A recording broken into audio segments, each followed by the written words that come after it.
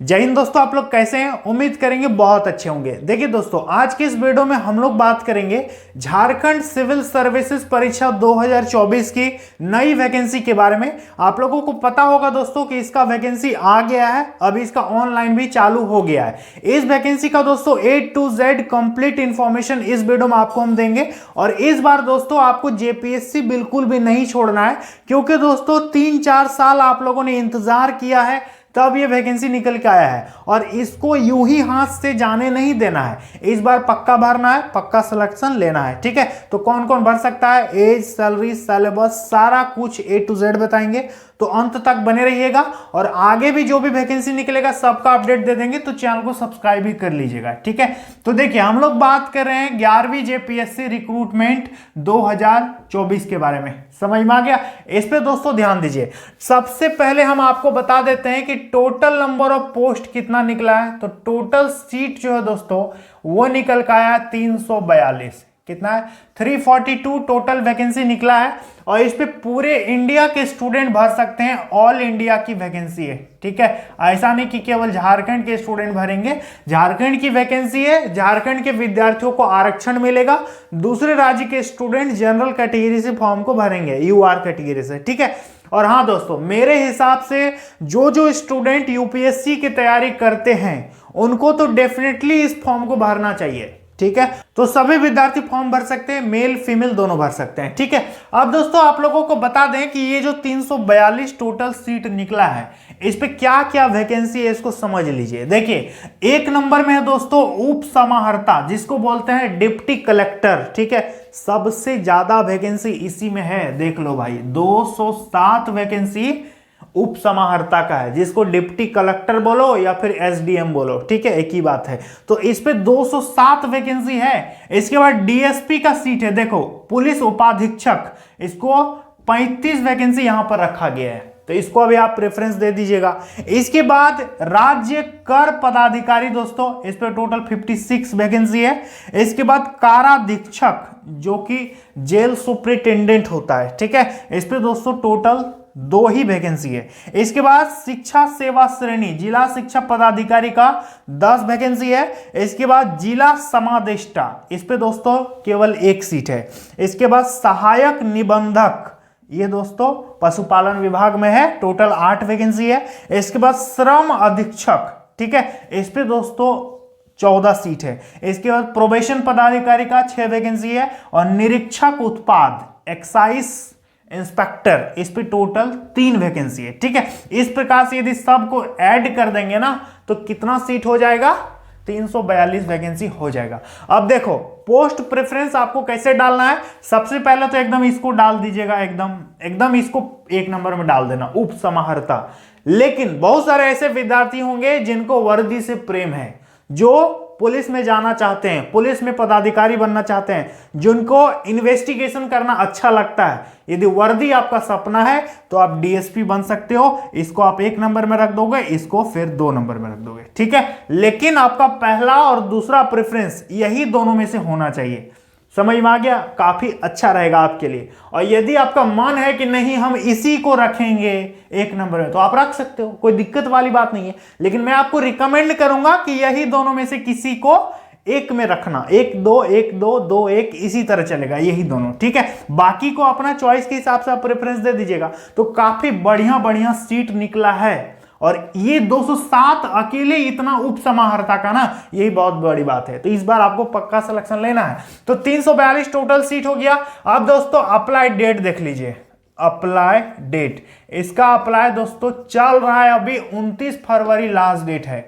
29 फरवरी 2024 अंतिम तिथि है फॉर्म को भर देना। ठीक है, अप्लाई कब से शुरू हुआ है आप यहां देख लीजिए, इस डेट से फॉर्म चालू है, 29 फरवरी लास्ट है। भर देना, कोई दिक्कत वाली बात नहीं है। मेल भी फॉर्म भर सकते हैं, फीमेल भी फॉर्म भर सकती है। ठीक है, अब देख लीजिए एज, उम्र कितना होना चाहिए इसको समझिए।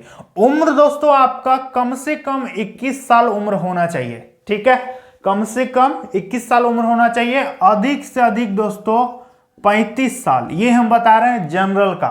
यदि आप BC1 और BC2 होंगे तो 2 साल आपको छूट मिलेगा, तो कितना हो जाएगा? 37 साल। ठीक है। और यदि आप महिला होंगे तो 3 साल आपको छूट मिलेगा, तो कितना हो जाएगा 38 साल। और यदि आप SC ST कैटेगरी के हैं तो आपको 5 साल उम्र में छूट मिलेगा, तो 35 5 कितना हो गया 40 साल। और हाँ दोस्तों, ये सारा एज जो है, अभी आपका उम्र कितना है इससे मतलब नहीं है, अभी मत देखिए अपना उम्र, ठीक है। आप अपना उम्र इस तारीख को देखो, आपका मिनिमम एज जो है इस तिथि से काउंट होगा और मैक्सिमम जो एज है इस तिथि से काउंट करेगा, ठीक है। तो एज में मतलब एज का कोई दिक्कत ही नहीं है, 6-7 साल तो एक्स्ट्रा ऐसे ही छूट दे दिया है, तो काफी बढ़िया वैकेंसी है। मेरे हिसाब से कोई विद्यार्थी नहीं छूटेगा इस बार फॉर्म भरने में, ठीक है। तो यदि आपका सपना है PCS में जाने का, देश की सेवा करने का, IAS IPS DM SP बनने का, तो दोस्तों आप इसको भरिए। UPSC ना सही, ये भी UPSC से कम नहीं है, ठीक है। तो आप इसको भर सकते हो, समझ में आ गया। अब भरने में कितना पैसा देना होगा, तो कोई बड़ा अमाउंट नहीं लग रहा फॉर्म भरने में, भर देना केवल 100 रुपए लगेगा। किसको किसको? जनरल, OBC, EWS, दूसरे राज्य के विद्यार्थी और महिला, सबका दोस्तों 100 रुपए लगेगा। और 50 रुपए किसको लगेगा? केवल SC ST का 50 रुपए यहां पर पेमेंट रखा गया है, ठीक है। अब आप लोग पूछोगे कि सर सैलरी कितना मिलेगा सिलेक्शन होने के बाद, तो देखिए सैलरी दोस्तों इस पे काफी लाजवाब है।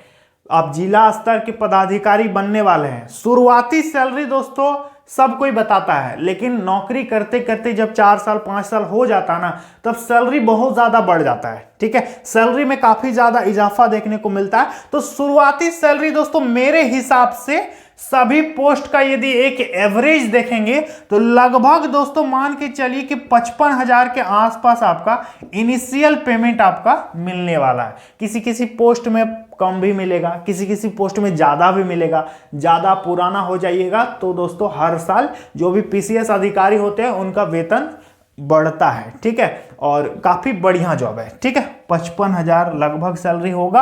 आपका ट्रेनिंग दोस्तों होगा रांची में ही होगा, ठीक है। कृष्णा इंस्टीट्यूट है ना, वहीं पे होगा। तो काफी बढ़िया वैकेंसी है। यदि आप लबासना जाना चाहते हैं, UPSC का जो ट्रेनिंग सेंटर है मसूरी, तो यदि वहां जाना है, आप तैयारी कर रहे हैं, 1-2 अटेम्प्ट आपने दे दिया, यदि नहीं हुआ है, तो दोस्तों क्या करोगे, इस पे भी दो। ये यदि निकल गया ना तो आपका मोराल जो है एकदम पीक पर पहुंच जाएगा और आप UPSC भी निकाल सकते हो। यदि आप इसको निकाल सकते हो तो उसको भी निकाल सकते हो, लेकिन इसको भी भरे हो, ठीक है। ऐसा नहीं कि हम UPSC ही करेंगे, हम दूसरा नहीं भरेंगे कुछ, वैसा नहीं सोचना है, ठीक है। ये भी UPSC से कम नहीं है। और हाँ दोस्तों, मेरे हिसाब से यदि आप इसको भर रहे हैं तो आप 17th BPSC भी भर दीजिएगा, ठीक है।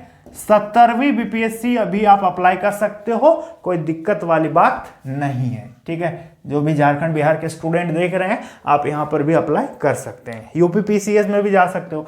तो ये दोस्तों कुछ बेसिक डिटेल्स हो गया। तो चलिए अब हम आपको बताते हैं कि इसका सिलेक्शन का प्रक्रिया क्या है। तो देखिए दोस्तों, चयन का जो प्रोसेस है, सबसे पहले आपका PT होगा, जो कि जिसको बोलते हैं प्रीलिम्स। यहां पर PT नहीं, प्रीलिम्स बोला जाता है। इसके बाद आपका मेंस होगा, मुख्य परीक्षा, और इसके बाद इंटरव्यू होगा, ठीक है।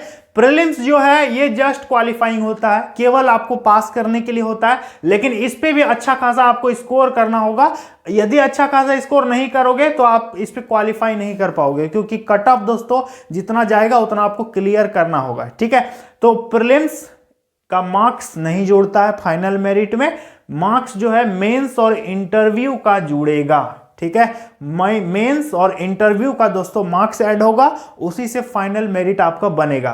तो प्रीलिम्स, मेंस और इंटरव्यू 3 स्टेज है सिलेक्शन का। UPSC में भी यही होता है, BPSC में भी यही होता है। तो यही सिलेक्शन प्रोसेस है जो कि हर PCS का रहता है, ठीक है। चलिए अब हम आपको बताते हैं कि प्रीलिम्स का जो सिलेबस है इसमें आपको क्या पढ़ना होगा। तो ध्यान से सुन लीजिए। देखिए प्रीलिम्स में आपका 2 पेपर होगा, ठीक है। पहला होगा GS1, दूसरा होगा GS2। GS बोलने का मतलब जनरल साइंस नहीं, जनरल स्टडीज, जिसको बोलते हैं सामान्य अध्ययन, ठीक है। तो सामान्य अध्ययन में GS1 जो है दोस्तों, ये आपका सामान्य पेपर होगा। अभी हम आपको सिलेबस का शॉर्ट में बता रहे हैं।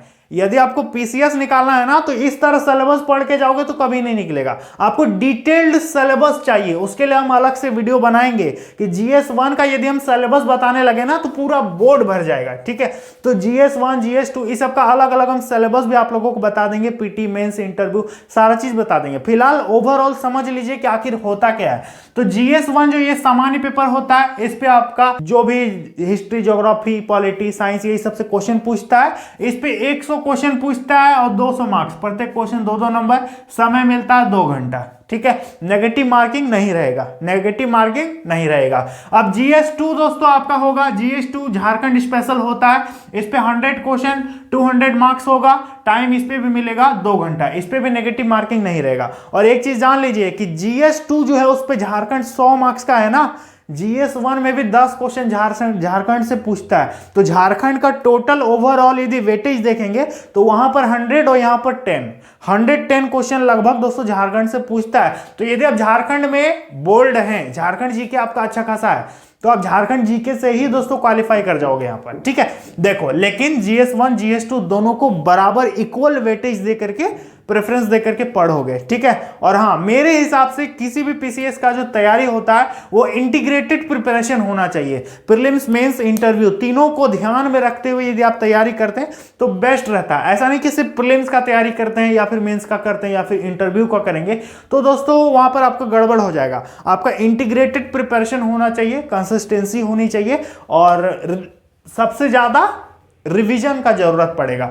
इसके बाद मेंस की बात करेंगे। देखिए, मेंस में दोस्तों यहां पर 6 पेपर आपका रहेगा, GS 1 general studies 1, GS 2, GS 3, GS 4, GS 5 और जीएस 6। अब ये जीएस 1 जीएस 2 जीएस 3 क्या है ये हम डिटेल सिलेबस बताएंगे ना, तब आप लोगों को बता देंगे कि आखिर होता क्या है। तो इतना जान लीजिए कि 6 मिला करके दोस्तों आपका 900 मार्क्स का यहां पर एग्जाम होगा। इसमें बीच में आपका एक लैंग्वेज पेपर भी रहेगा, जीएस 2 या जीएस 3 रहता है, देख लीजिएगा। तो लैंग्वेज पेपर भी रहेगा, आपको खोटा, बांग्ला, उर्दू, हिंदी, इंग्लिश जो भी चुनना चाहते हो वो आप चुन सकते हो, ठीक है। बताना आप लोग कि खोटा वर्सेस हिंदी का हम वीडियो बनाएंगे बहुत जल्द, ठीक है, कि language paper which is easy और which is better than which one, तो इसके बारे में भी वीडियो बनाएंगे। तो टोटल मार्क्स 900 हो गया। टाइम दोस्तों आपको 3-3 घंटा सब में मिलेगा, जीएस 1 में 3 घंटा, जीएस 2 में 3 घंटा, जीएस 3 में 3 घंटा, इस तरह से सब में दोस्तों 3-3 घंटा टाइम मिलेगा। और ये सब डिस्क्रिप्टिव होता है। डिस्क्रिप्टिव मतलब आपको लंबा चौड़ा आंसर भी लिखना पड़ेगा, कहीं कहीं ऑब्जेक्टिव भी कुछ कुछ पूछता है, ठीक है। तो इस बार सिलेबस आप लोग देख लीजिएगा। तो टोटल 900 मार्क्स हो गया, टाइम 3-3 घंटा सब में। और इंटरव्यू दोस्तों आपका होगा, इंटरव्यू किसका होगा, जो विद्यार्थी मेंस क्वालिफाई करेंगे उनका इंटरव्यू का कॉल लेटर आएगा। इंटरव्यू में आपका 100 मार्क्स मिलेगा। कितना मिलेगा? 100 मार्क्स। इसको इंटरव्यू बोलो या फिर पर्सनालिटी टेस्ट, ठीक है। इंटरव्यू का मतलब होता है पर्सनालिटी टेस्ट। तो इस पे दोस्तों ये होगा। अब आपका जो फाइनल मेरिट जो बनेगा ना, वो देखिए वो कैसे बनेगा। तो आपका जो फाइनल मेरिट बनेगा दोस्तों, मेंस और इंटरव्यू दोनों मिला करके आपका फाइनल मेरिट बनेगा। प्रीलिम्स इसका मार्क्स दोस्तों मेरिट में नहीं जुड़ता, ये क्वालिफाइंग नेचर का होता है, ठीक है। तो कितने विद्यार्थी चाहते हैं कि हम डिटेल्ड सिलेबस आप लोगों को प्रोवाइड करें, पीटी का, मेंस का, इंटरव्यू का, सब का, तो आप लोग चैनल को सब्सक्राइब करके रखिएगा। आप मेरे वीडियो को कहां से देख रहे हैं एक बार कमेंट में बता सकते हो, मुझे काफी अच्छा लगेगा। चैनल को सब्सक्राइब करना मत भूलिएगा। टेलीग्राम चैनल ज्वाइन कर लेना, वहां पर आपको हम सारा का पीडीएफ भी दे देंगे, ठीक है। तो आई होप आप लोगों को सारी चीजें मैंने बढ़िया अच्छे ढंग से समझा दिया है। तो चलिए दोस्तों, मिलेंगे अगली वीडियो सिलेबस के साथ, तब तक के लिए जय हिंद।